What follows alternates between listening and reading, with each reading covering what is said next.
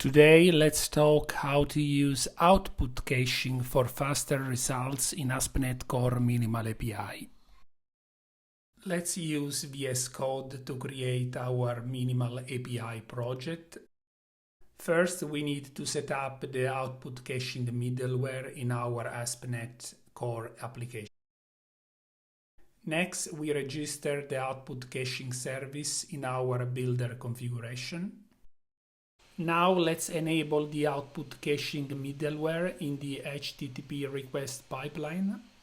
Our example demonstrates a quotes endpoint that returns a collection of motivational quotes along with a request counter and the current server time for the demonstration purpose.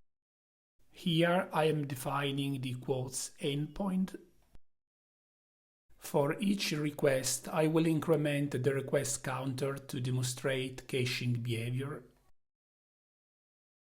Now I will configure the cache options to allow this response to be cached for 5 seconds.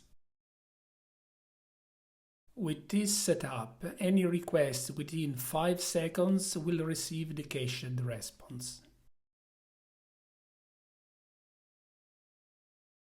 Let's test the implementation and see how the response changes when we make multiple requests. We can check the response headers to confirm that caching is working correctly.